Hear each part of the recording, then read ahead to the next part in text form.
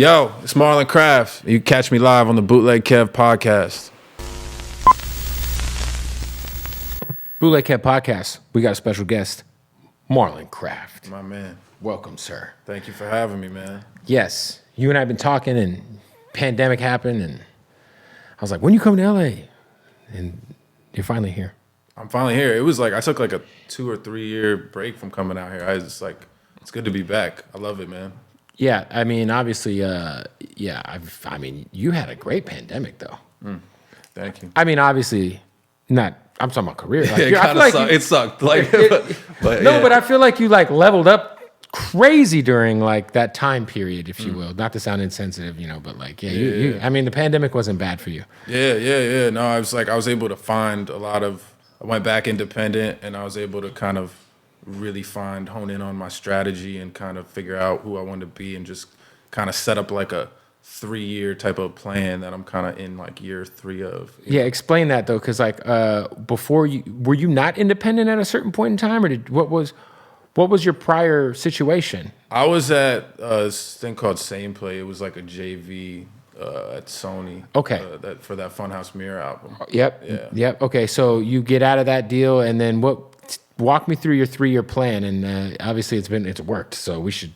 Yeah. What was the plan? Yeah, I mean, I just realized I learned a lot from being in that situation, and I realized what I had to do, and I was just like, I need to move at a pace where I could be consistent, and especially during the pandemic when we were stuck at home, like all I could do was make music. So I just had this stockpile of music and all these different projects going. And I was like, I'm gonna figure out how to just be really kind of relentlessly consistent, but combine that with keeping everything quality and keeping it conceptual and keeping it me. And I'm just gonna build it and have faith in, doing it like that. And that's what I've kind of been doing. Yeah. So for you, it was like, because a lot of artists, there's something's kind of just went viral, semi-viral recently. I don't know if you saw, like Russ was telling everybody, if you're on the come up in music, drop consistently, don't sit on your music. Right. Somebody had like made a response and pretty much said it's terrible advice. And so for you, it was like, yo, why am I sitting on all this music? You're recording at home at the time? Yeah. You're recording yourself? Yeah. So it's like, like a lot of people, they do sit on their music, or they overthink releasing their music, or I think everybody is like not everybody, but a lot of artists get wrapped up in like perfection and like a lot of things having to be checked off before they think they can release something. Yeah. And that's not always the case. Yeah. I mean, so there's a couple things with that. Like, and your quality is high. It's not like you're doing like quantity over quality. You're doing both, which is hard to do. Yeah, that I think is the key, and I appreciate that. I think like I grew up admiring like the Coles and the Kendricks and these different people that have kind of this pantheon of their catalog, right? Where you could look at like these 4 albums that are like incredible, right? And so I think a lot of us grow up wanting to be like that. But then when you really get back into the industry, I think that you realize that it's not that these artists didn't want to release more music. And in the mixtape era, it's not even like they weren't. They were free zip files. Yeah, it's the warm up and all that shit. Exactly. And I think it's just that like once you get into a system and a situation, like those buildings move so slow. A lot of times it's not even their choice of how little music they're releasing because it's on a cycle.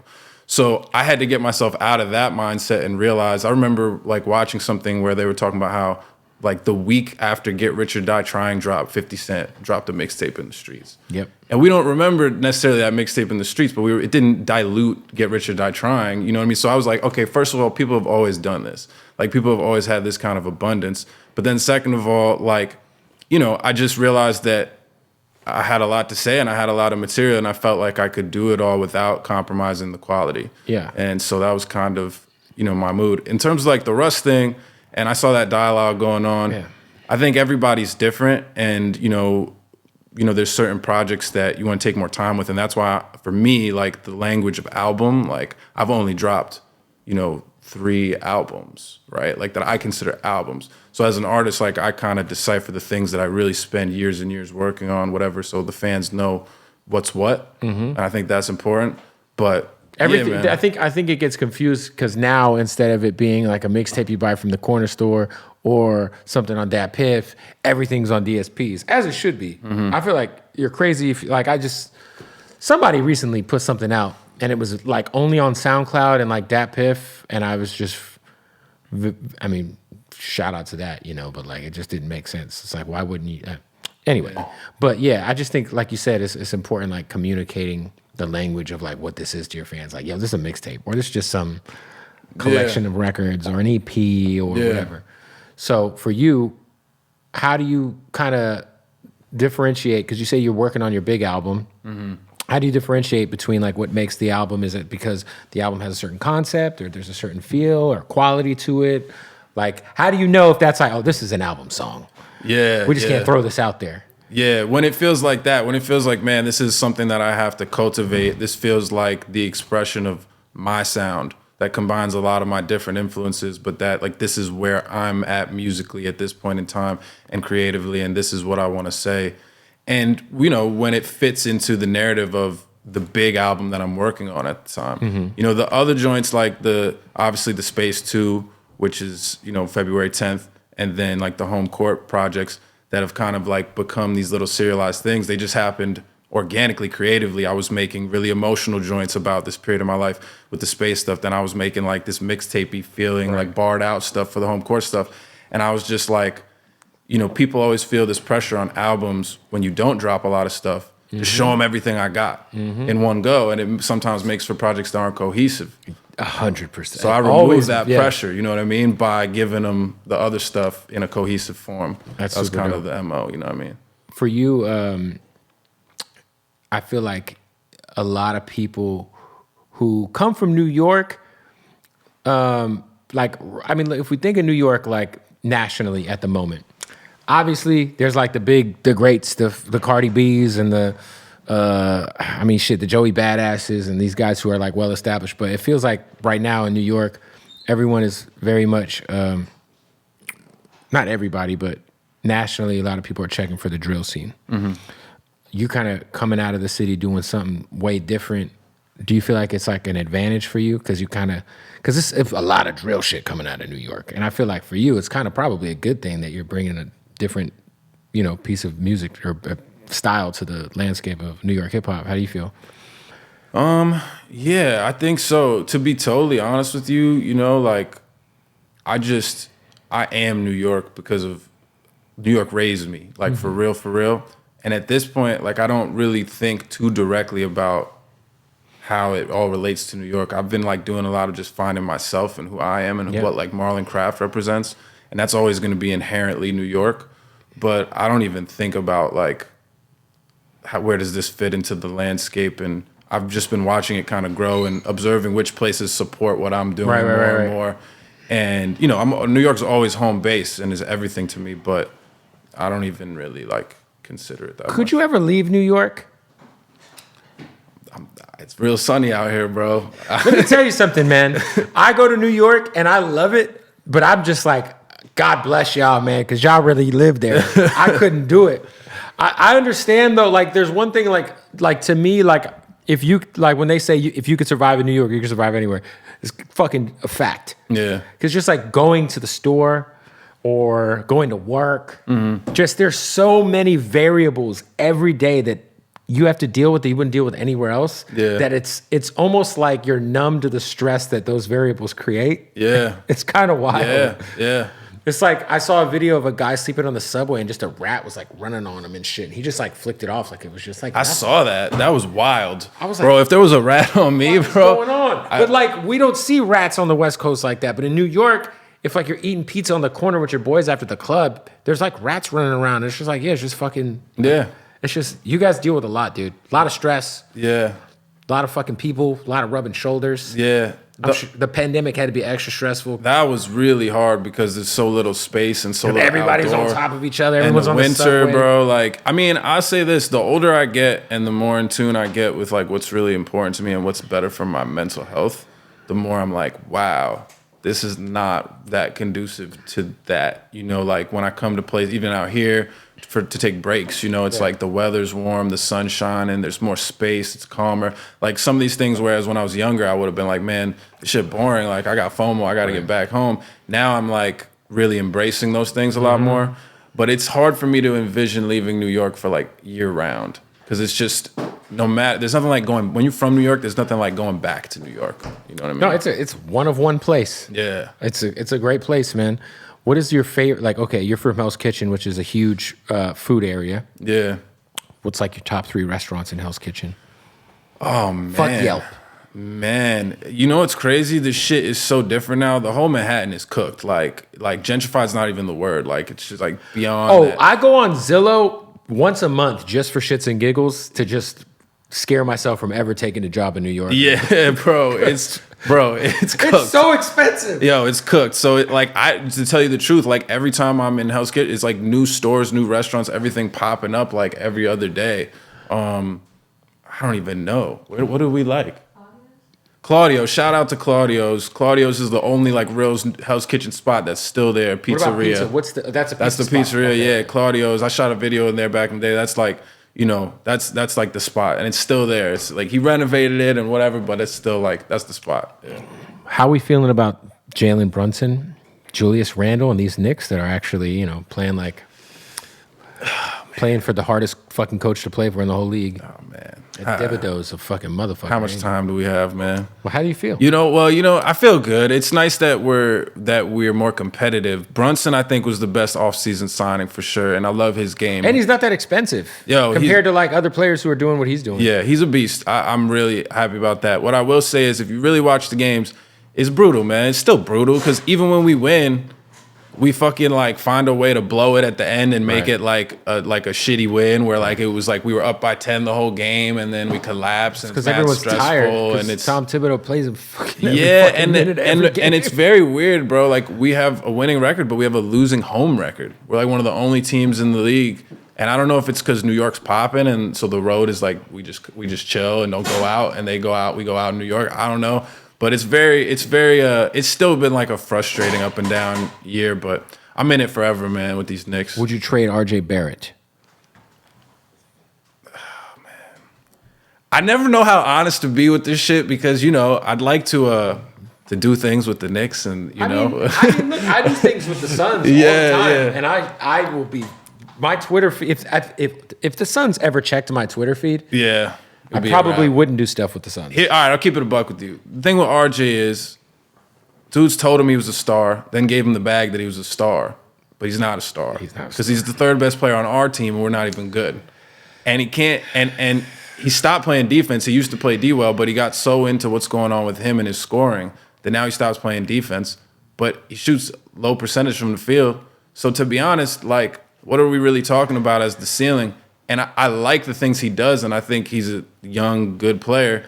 But is he going to accept what his role might have to be part of a contender? Because how much more evidence do we need to know if he's going to be a star player on a winning team? What is it, like year 3 or 4? I think it's 4 or 5. I think it's 4. I think it's 4. Yeah, because him and Zion came in the same year. Yeah. Yeah, and Zion's obviously a star who just gets injured a lot. Cam Reddish. Is Cam Reddish on the Knicks? He is. He's been relegated to the bench. Wow. It's like Duke. Some people are real tight about that Cam Reddish is on the bench. Oh yeah, I don't know. I have league pass, but I don't watch enough. When the Knicks are on, I'm not running to the game. Yeah, respectfully. I feel you. There's some teams that I don't give a fuck about, but if they're playing, I'm like, oh, let me see what the Kings are doing. Yeah, if the Warriors playing, I'm watching. Yeah, but yeah. Sorry, that's a sore spot. I mean, not so much. The Suns. Yeah, you guys are having. I have no sympathy because I've been a Knicks fan my whole life, but you're having you at least got championships. Not when you were alive. Yeah, but at least you got them. My dad's youth. Yeah, we don't got that shit at all. Yeah. I mean, you guys got at least the cultural importance. The Suns, no one gives a fuck about the Suns. Yeah, everyone hates us though, but it's kind of fun. I'm loving watching the Nets crash and burn. It is actually pretty dope because they really thought that like they were gonna go. Yeah.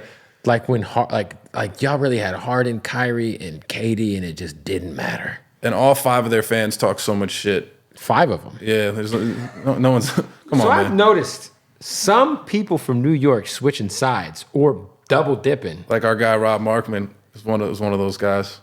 The hardcore Knicks guy. Hardcore. But you know when he did it? Not so hardcore. When he did it, I couldn't even be mad at him. It's like when Porzingis left, it was the same thing. It was like, yo, you got to understand, this is an abusive household. Yeah. When people want to get out, Right. you can't hold them back. And I don't think Dolan will sell until he dies. No, and he'll probably pass it on to some other Jerk off. Yeah. I said it, not you. Yeah, exactly. So for you, man, I think that you got 3 million monthly listeners on Spotify. That's a serious accomplishment. Thank you. Outside of dropping music at a high quantity, at a high level, what would you say would be the key to you connecting with people, connecting with the fans? Because you've put out some of the doper videos in recent memory. Thank you. But like for you, that's crazy, especially because there's guys that have quote unquote bigger buzzes than you, or are perceived to be bigger artists than you that aren't even sniffing that. So for you, what has been the one key or a couple keys that has worked for you to connect on that level? Man, so I think just staying true. Like, obviously, there's tactical things, like on a strategic breakdown and whatever, but I think, like, really honing in on what is resonating with people. Mm-hmm. Like, I'll give you an example. Like, my biggest song on Spotify is a song called Something's Wrong in Heaven. Mm-hmm. And I made that song in 2019 when I was still in that deal. Right. And when I made it, I was a little bit in the world. I was like in the industry thing, and I was still staying true, but I was doing this thing that artists do where it's like, man, if something is not like something new for me, it feels like, oh, it's not enough. Like, it was like, this is just a dope beat, it's a crazy loop, sample, profound words. Didn't overthink of it. Yeah, but everyone knows I can do that. I gotta do this new shit. Yeah. Hop on a different beat. Yeah. And so, but even when people around me are like, this song's really special, whatever. So I put that song out 3 years later, and it's now my biggest song. And I got out of that headspace and into the headspace of just, what is it that I do for people? What is it that people resonate with in my music? And allowing the fans to decide which songs are their favorites, and not trying to police what people resonate with about me, but rather just learn from it and just keep hammering down on what that is. And then being consistent and just knowing who I am and trying to be honest and be forthright, Hey, we got to stop the interview to tell you about our folks at MyBookie. That's right, baby. Super Bowl's coming. Well, in a month or so. We got the playoffs right now. You could get those future bets in on who you think out of this barrage of teams that made it to the playoffs is going to win the Super Bowl. You could bet player props. We can go NBA action on them. So much ways to make money with all the sports going on, and you could do it all at MyBookie right now. If you go to MyBookie and you sign up for a new account, use the promo code BOOTLEG, and they will match your first deposit up to $1,000. You know what's dope about MyBookie? Not only can you bet on your favorite sports, but you could also get a little blackjack going, little slot machines in that thing. A little roulette. So much ways to get paid on MyBookie. The most important thing is, though, if you sign up and you use the promo code BOOTLEG at MyBookie, go to MyBookie, MyBookie. Use the promo code BOOTLEG, and they're going to match your first deposit up to $1,000 right fucking now. Listen, I'm a degenerate, but I'm pretty good at this. I've been using MyBookie for like 10 years. All right? Very trusted. They're the best. Trust me, they are the fucking best. Wherever you're at, if you're watching this, you can sign up for a MyBookie account. One more time, that's MyBookie. Use the promo code BOOTLEG, and they will double your first deposit up to $1,000. Free fucking money. Let's get to it. All right, boys, back to the interview. Hey, what up? It's Bootleg Kev here to stop the interview and tell you about BlueChew. Yes. Do you have a dick? Does your husband have a dick? Maybe. Does your boyfriend got a dick? Does your wife have a dick? Who knows? It could be harder, I'll tell you that. Yeah, BlueChew will get your dick real hard to kick off that new year. You know what I'm saying? If you want your dick harder than advanced trigonometry, senior year high school, then go to BlueChew.com right now. Use the promo code BOOTLEG and get 1 month supply for free. That's right, free. All you got to do is pay $5 in shipping. They're going to deliver the BlueChew right to your fucking door in discreet packaging.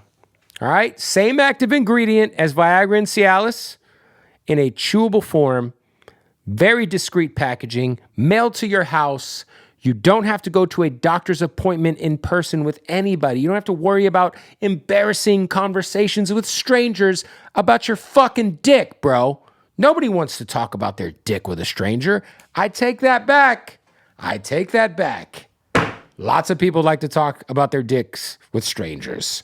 If you're not that kind of guy or girl or them, all you got to do is go to BlueChew right now and use the promo code Bootleg, and you're going to get it sent straight to your door.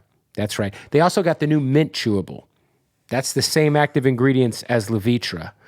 So there's a lot of options to get your dick right in the new year. It's 2023. Yeah? Your dick shouldn't be flaccid after a nice, long, stressful night. No, your dick should be ready. You don't want to be a victim of too much stress, too much anxiety, and then you look down and you can't stay hard. You imagine how fucking embarrassing that is? You get yourself a nice, lovely fucking young lady. You bring her to the place. You're nervous. Maybe she's a little out of your fucking league. And you start thinking too much, and that dick's not going to perform. It's not. It's not going to perform how you'd like it to. But you know how it will perform? If you're on that fucking BlueChew, you're going to put in a fucking Luka Doncic 61-point fucking performance on that pussy, all right?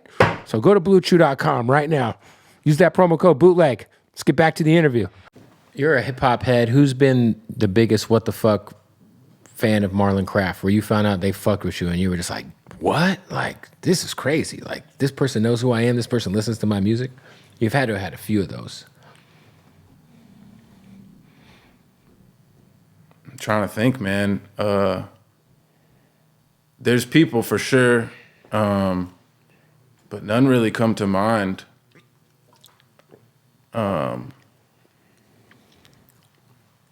Yeah.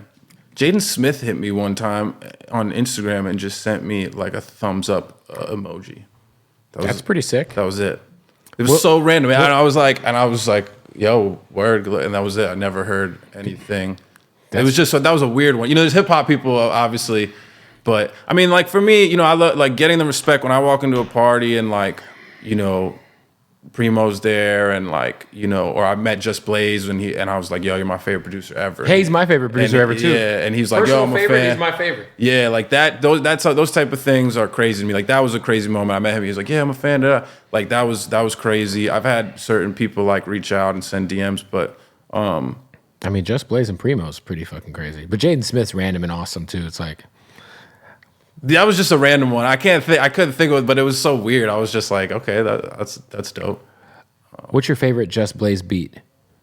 Probably either Public Service Announcement or You Don't Know. I love Breathe. Oh. That Breathe beat is so hard. Breathe. Yeah. Oh, that shit is so cold to me. He's the illest, man. I mean, I would love to do some stuff. You haven't worked with him yet? Nah. I don't want to. I think when the time is right, hopefully. He doesn't seem like he's like I feel like Just is not as active as he I wouldn't say should be, but like as you would think. Like I don't feel like I see Just Blaze beats often, and when I do, I get super excited. But I feel like he just doesn't work with anybody. Yeah, you know who's probably the answer to that question. The original question is doing the song with Havoc, like doing the Hans Zimmer song with Havoc. Like that was crazy to me. Like the fact that he showed me love. Because what they meant to me growing up in New York, and then how I popped up on the scene, like going viral on the Survival of the Fittest beats, like in my childhood bedroom and shit, to then having my own song that he produced. And he's not just out here popping up either. Like, you don't just see him on upcoming artist shit. Like, so that was real special to me. Like, that was like, wow. Yeah. Was that like a song that, did you know he was, like, it was his beat? Did you know he was getting on the record? Nah, he wasn't on it. He just did the beat. Oh, he just did the beat. Okay. He just did the beat. But what's crazy is that like that song too, I made in 2020 and dropped in 2022. I had it for mad long. That's so crazy, but that's dope because let that be a lesson to artists who like they get demo-itis. Yeah. Or they have a song for so long and they're like, man, that shit's whack. Or it just gets played out to you, but like the people haven't heard it. It's like, bro, like don't overthink this shit. Like, here's the key thing to our conversation, even before with like the consistency, like the implication of people that are critiquing it is you think I'm rushing. You're wrong, because I'm dropping songs that are 2 or 3 years old. I'm just really 2 years ahead of myself. Like I came into you, I told you today, like, yo, I gotta play you this album shit I'm working on, bro, for like 24. You know what I mean? These are songs, some of these songs that are on that, they're gonna be on that album I made in 2020. Yeah, no, that's I mean you got the next couple things already planned out. You gotta work that way if you wanna be like strategic and not lose quantity. Because I agree, if you rush things out for the sake of rushing them out, then it's gonna lose quality. Now that gambling is legal in New York, and you being the sports fan that you are you dabbling in any sports gambling? I haven't dabbled yet, and I'm afraid to because I'm very like... Be very afraid. Yeah, I'm very compulsive with certain things. I'm like, man, I'm not... Plus, yo, it's like, I mean, I think it's fine, but it's just wild how like every commercial now... It's FanDuel, and it's everybody crazy. shamelessly... And there's like people ruin their lives with this shit. It's mad addictive and people get destroyed. It's like, trust me, it's I know. almost like a commercial I'm a where it's degenerate. like, yo, like you got Charles Barkley up there like, all right, at halftime, like, all right, we're going to pick who's going to score the next bucket. It's almost like they're like, all right, like we're going to try out who got the best crack. Like, you know what I mean? It's like a kind of a wild concept. It is pretty crazy. You know, gambling is very addictive. Yeah, like, especially if you're like a hardcore sports fan. Yeah. Because then like you makes you just care so much about every game. Yeah. Like you'll be betting on like a goddamn like Portland Trail Blazers versus Orlando Magic game, and you'll just be like locked in. Yeah. And nobody else in the country gives a fuck. Yeah, I'm kind of like that because I play fantasy. So that does that. You do it gives fantasy me basketball? Like, yeah. It like gives me investment in games that I don't give a shit about. Fantasy basketball is great. Yeah, it's fun. Do you do it where you set your lineup every day, or you set it once a week? Every day, yeah. But I just do it at the beginning of the week. It's Yeah, not yeah. like you don't have to think about it. You just whoever's playing. Do you do football? Nah, Not I a don't big know football enough. guy? Nah, man, because I'm a Jets fan and like I can only tolerate so much like dysfunction and disappointment with the Knicks. So I You don't- and I Gary don't V, space. huh? Jets guys. Oh yeah, I didn't even know that. Poor Zach Wilson. He's done. Bro, I'm out the loop, bro. I got enough trauma and stress. I can't. Yeah, the Knicks is all I could take. Yeah, the Knicks thing is rough. It's tough, man. It is tough. Okay, so is there anything? First of all, Mom's Whiskey. The idea of you actually putting out whiskey with your mom is fucking genius. I appreciate it. How is the whiskey business? And was that like a super limited thing, or is this something that's like you're trying to scale, like and like really like get down in the alcohol industry? It's super limited. It's been super limited so far. We've just done batches of like very limited releases, but I would love to scale it. It's a tricky thing. Because there's so many laws that go back to like prohibition and shit.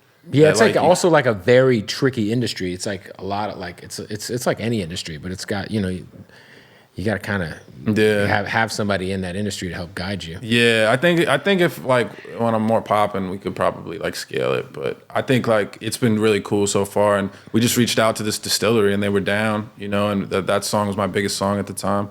And yeah, people love it. And it's real good. I mean, yeah. If you're in New York, I gotta give you a bottle. I need some Mom's Whiskey for sure. Yeah, hell yeah. I just got into not necessarily an argument, but I got into it. Well, I went viral because I went on a podcast, and I said that I didn't think that Drake nor J. Cole had consensus classic albums. Now, I say that to say I think personally to me, Cole has 2 classic albums to me, and I think Drake's got 2. But I think like they don't have an album that people look at in the same way that they look at a Doggy Style or a Get Rich or Die Trying or a Good Kid, Mad City. What are your thoughts? Which are your 2 for Cole? I actually like Born Sinner and Forest Hills Drive. Okay, I think Forest Hills Drive is that, and then like, And I really do like the KOD shit is crazy too. I like off season. Off season is like a year old, so I can't really say, but off season was special to me. I think Friday Night Lights is not an album. That's where you get into the debate. But to me, that's like I think that's probably my favorite Yeah. body of work from Cole. me too. Friday Night Lights is crazy. That shit was ridiculous. Yes. So I think you got that, and I think his one is Drake's is like Take Care, and to me, my favorite Drake album is Nothing Was the Same. Drake is hard because he does the thing, where he tries to like hit all the bases, and it's like, And it ends up resulting in cool albums and cool songs, but maybe not the most Yeah. But I actually really like Nothing Was the Same to me is crazy. That's Tuscan Leather. I mean, Drake's Drake. Yeah, Drake's Drake. But that's a tricky one. I don't think it's like, when you look at Kendrick, it's like Good Kid, Mad City, to Pimp a Butterfly, Damn, and now the new joint. Like, it's crazy. Are certified. It's crazy. Classics. It's crazy. It's insane. I think we actually don't give him enough credit because he's happening right now. To Pimp a Butterfly, just on MediaCritic.com or one of those websites Anthony Fantano will always be fucking talking about, but on that, it's now the number one. It just finally surpassed OK Computer by Radiohead as the number one I saw that. most critically acclaimed album ever, which is kind of crazy. Shout out to Pimp a Butterfly, great album. It's my favorite album. For me, it's either that or Good Kid, Mad City for sure. But no, it's just crazy because, like you said, I just put up a post yesterday. There's a picture that Jay and Kendrick took at the Grammys, and I was like, eventually, we might look at this picture, and this is like 1A, 1B greatest rapper of all time. Eventually. I'm not saying now, but I'm like, when the dust really starts to settle on Kendrick's career, I mean, shit, man, I don't know. I think he might. What's that? Oh, the fucking cable guy. Shout out to the cable guy. Shouts to the new studio. Jim Carrey? No? But no, I think Kendrick is on his way to being the GOAT. I think he's the GOAT right now. But I think it's like, because to me, like, not even on no bigger, like, so as a rapper, the older I get and the more I get better at my craft, the more I realize, like, oh, damn, Jay-Z's the best rapper. Like, because the shit he does and the fucking dexterity and like the versatility and the usage of less to do more and shit like that is just crazy. Subtle shit, yeah. It's crazy. But like with Kendrick, to me, not even on no bigger than rap shit, not at all. But Kendrick's like, to me, he's like Michael Jackson, Prince. Like he's in the pantheon of like the best artists and performers ever. And when you look at like his live shows and his performances and the musicality of these albums and where they kind of sit. And then, like I said, the kind of consistency. I mean. And he's being consistent while taking pretty crazy risks musically and content-wise. Like, if you really think about, like, it's really hard for people. Kanye did a good job of that. But, like, to, like, do you remember the Common album, Electric Circus? That everyone panned and hated because they were like, man, what the fuck is Common doing? Like, it's not easy to, like, take on a concept or take on, like, like To Pimp a Butterfly sonically was totally, like, way more funky and way more complicated musically than Good Kid, Mad City. And it was a little over a lot of people's heads. Yeah. Still is a little. People hate on it. People hate on that crazy. Album. People are wild, but I think that's what inspires me so much. Yeah. Because the boldness of, like, being the guy. After Good Kid, Mad City, he was the guy. And it was like, yo, you're the one, like, whatever. And instead of coming and trying to do some layup shit, which is what people usually do, they get caught up in the praise that they get. Yeah, like Drake. Hey. But that motherfucker's 1,000 for 1,000 on layups. He's just been laying it up. Just been laying it up, yeah. Yeah. That's why when Drake did the EDM album, or with this last shit, I was refreshed by I was so happy. Yeah, it's not my shit, but I was like, as an artist, the House album, cool. There's some shit on there, and I was like, wow, Drake took a fucking risk. This is what I like to see. Yeah. Whether I like it or not, I respect the move. Bro, agree. That's exactly what I said. But To Pimp a Butterfly, bro, how do you do that after having the balls and then for it to be that sublime? Mm-hmm. I mean, that dude he's my GOAT. Like, I always tell people, because I have them in my, like, I got them at about 4 or 5, but I always say, and I love Biggie, but I'm like, because some people, especially old heads, will be like, nah, man, you can't put Kendrick. Listen, if you could put Biggie in as your greatest of all time off of 2 albums, you got to put Kendrick in that conversation off of the 4 he's dropped. Yeah, I mean... And that's excluding Section 80. That's excluding the Kendrick Lamar EP. That's excluding Overly Dedicated and Untitled and the Black Panther soundtrack.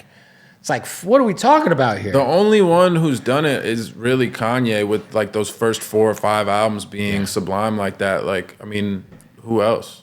Really? Outkast. Yeah. You know what's true? It's like, I really got to... Dive in. I'm a New York kid, and it was one of those things where, like, when I was going back, I was going back to let me check out Tribe, let me check out Wu-Tang. You gotta get AT Aliens and Equimini. Yeah, and I'm admittedly like right there, Equimini on vinyl, right? Yeah, I gotta go. Like all my context with them was like I was a kid when like Speaker Box Love Below, which is what won them the Grammy. Was like you were like, hey, yeah, this shit is cool, but it's some pop shit. Nah, that's the album right there. Hey, we got to stop the interview real quick to tell you about our family at Jardin. That's right, Jardin, Las Vegas, the craziest dispensary in the world. The #1 dispensary in the United States, let alone in Las Vegas, all right? Maybe you're hitting Vegas with your friends, your girlfriends, whatever. Maybe it's a bachelor party. Whatever's going on, you're going to go watch the Raiders suck cock. Whatever it is, make sure you pull up to Jardin, Las Vegas. Tell them I sent you.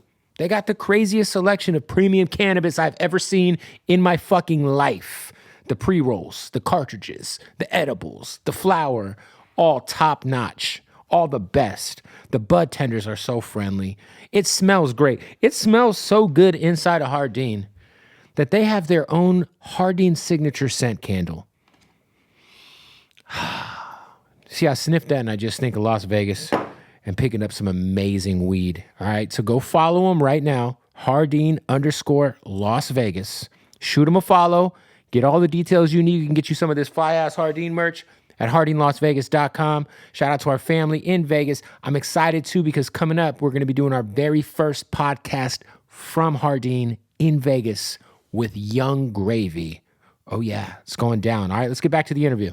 Hey, we got to stop the interview to tell you about our family at Odd Socks. That's right, the most comfortable socks in the motherfucking world. Go to oddsocksofficial.com right now. Use that promo code BOOTLEG and you'll save 20% off. Christmas time is a-coming. And let me tell you something.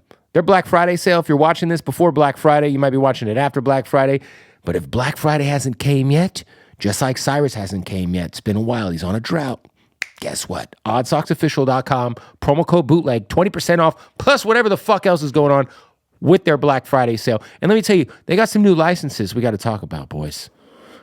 My particular favorites. One of the greatest shows of all time. They got the Beavis and Buttheads. You know what I mean?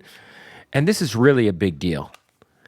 The Big Lebowski. That's right. The greatest movie to ever exist. And shout out to all you rappers and people who be pouring your lean into this bullshit. Some Mountain Dew Baja Blast socks. Casino. Great fucking movie. You know what I mean? These are pretty fly. Bubblicious. Yeah, that's right. A little Bubblicious. And this is the big one. Big deal here. We got Coca-Cola socks, baby. That's right. Coke's on board. Coke is on board. You know what I mean? We get to put the Coke hat on. Well, this hat doesn't work for me, does it?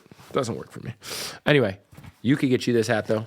Hey, Cyrus, take a Coke hat. There you go. Go to oddsocksofficial.com. Use the promo code BOOTLEG right now. Save 20% off.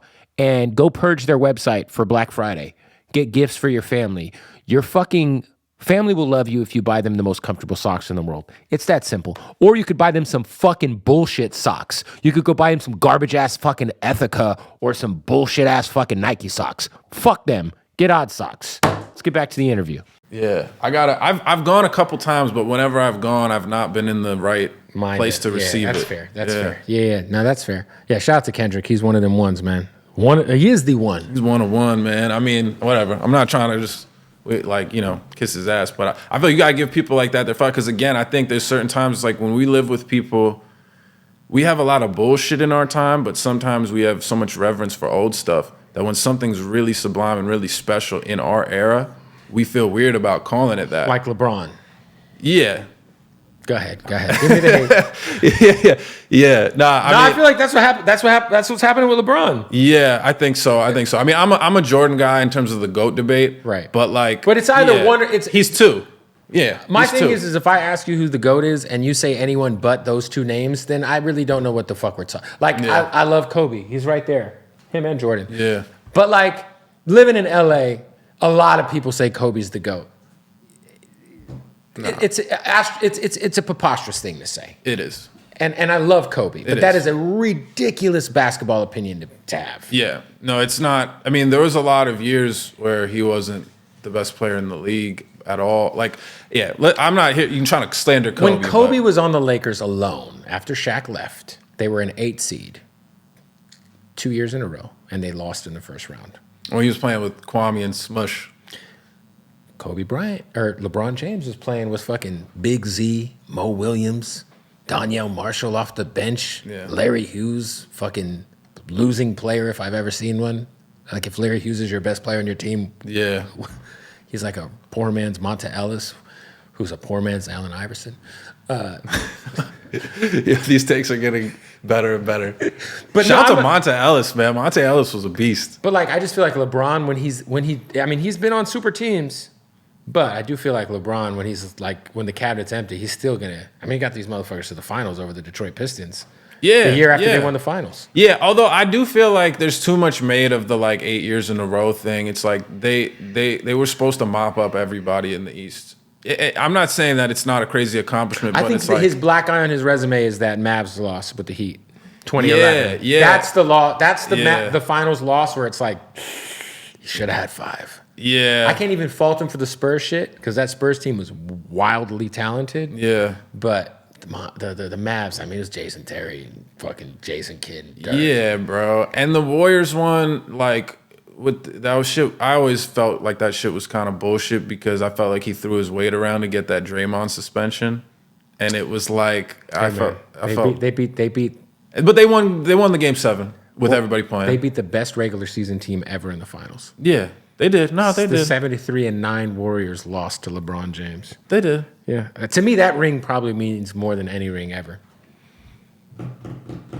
I don't know about ever. I'd have to give that toughest. some thought. I mean, what is the tougher ring to win?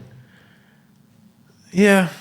In theory, I think though literally the greatest regular season team ever. Yeah. They were down 3-1, I believe.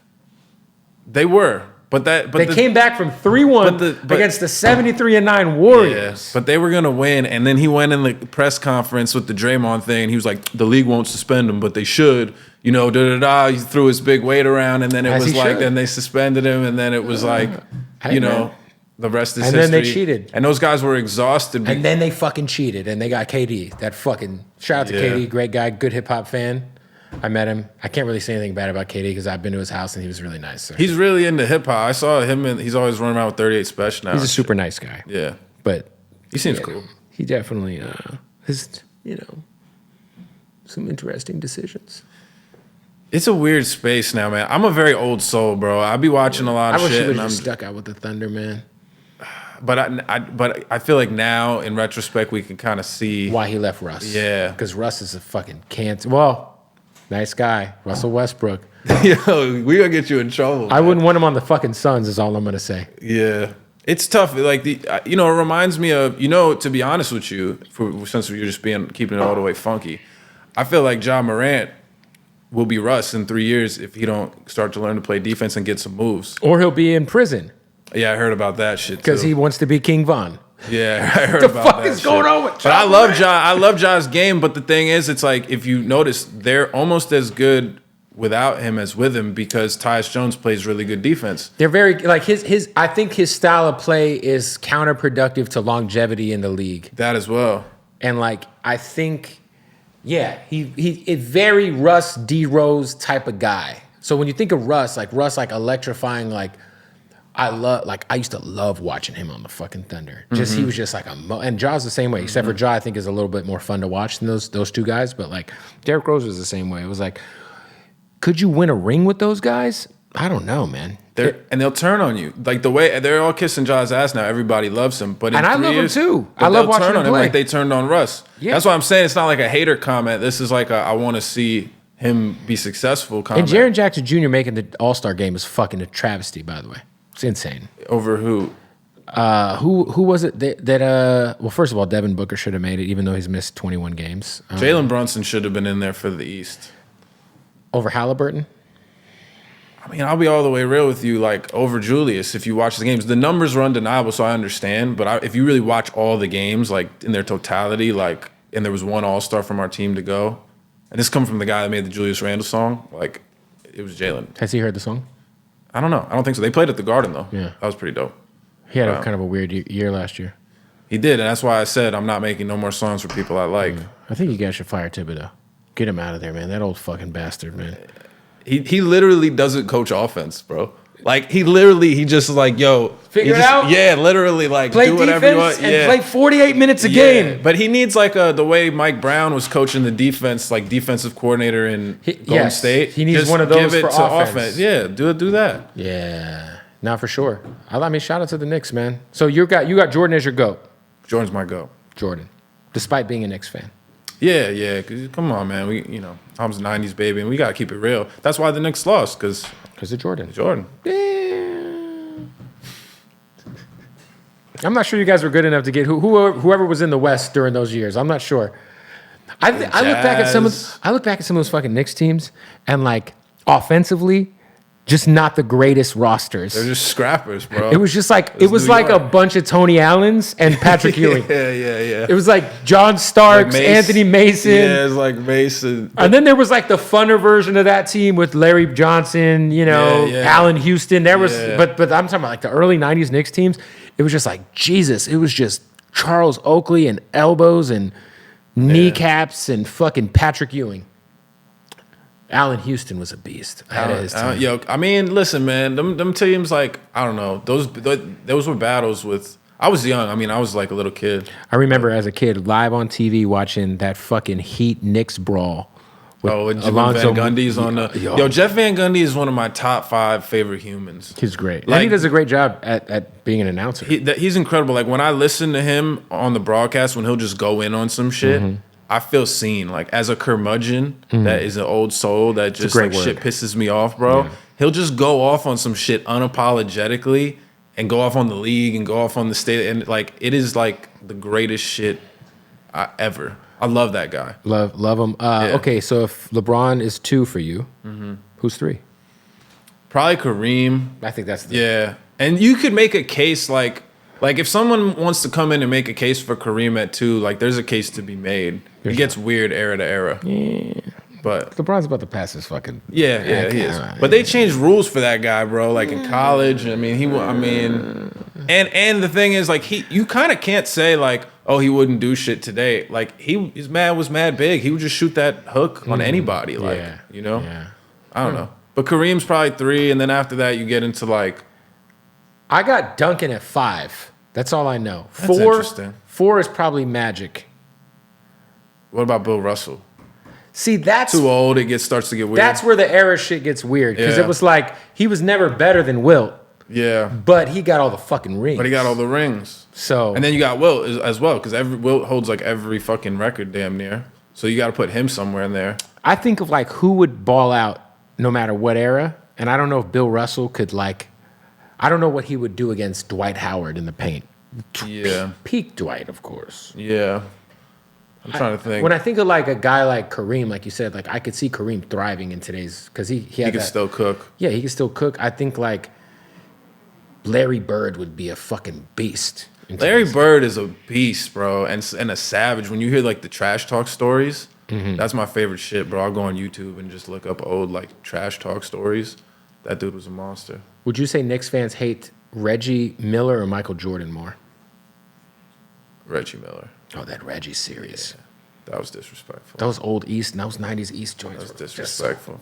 Like, fuck Reggie, but also, like, it doesn't feel like, it feels very separate basketball from the person. Like, on some basketball shit, I'm like, yo, fuck Reggie Miller. But, like, when I see him on TNT, I don't get mad. Like, That's how I feel about Patrick Beverley. Oh, man, that dude's wild. He's the dirtiest player ever. That dude's wild. Your man Chris Paul's kind of dirty, too, though. Yeah, he's not my man. He's not your man? Not no more. A couple years ago, that wasn't your man? I got all his jerseys. That being said, I got him. Hopefully we move off of him. Anyway, listen, you got your new EP out. Yeah. But this comes out February 10th, so what's today? By the time this is out, it'll be out. Yeah. New album soon. Album next year. Next year. And then I got a little something coming for the summer, too. Something for the summer. Yeah. What's coming for the summer?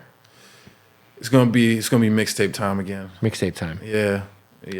Are you like do you feel like who besides yourself has the best basketball references in hip hop? Because you got some pretty like, you got some like really random shit where like unless you're like a real basketball nerd, the shit's Yeah. just flying over your fucking head. I did a good one recently, bro. I had a Hito Turkoglu one in there. I love Hito. I was so hyped when I wrote that. I was like, He was on the Suns for like one season. he was good, man. When he was on the Magic, think was about a that. beast. They went to the finals and he was their second best player. Fuck Jameer Nelson. Bro, It was Hito Turkoglu. no, he was killing, bro. I'll tell you the line when we're done. Okay. But it was like literally like Action Bronson got really good ones. He does. And Action Bronson Deep shit cuts. is super random. Deep cuts. Like Super random. Yeah, deep cuts. And then oh man, who else is good? I don't know. Who else is There's a dude named Skilla Baby that's from Detroit, young kid who's got some pretty crazy basketball. You know who's fire? Have you heard of Babytron? No. He's on the freshman cover. It's fucking 18, 19-year-old kid. He got heat. He's got the most random NBA references for his age. You'd be like, bro, how old are you? That's fire. He's shouting out bench players. He's Yeah. shouting out the most random shit. Yeah. And like, he's a kid, bro. Like, he's like a fucking child. I And love that shit. yeah, I'm like, dog, that Detroit, yeah, two guys from Detroit. Shout out to them. And shout out to you, man. So new album next year, new mixtape during the summer. You know, yeah, and then Space 2 out now. Out now. Go run it up. And go watch our freestyle. It's about to happen. Hell yeah. Boom.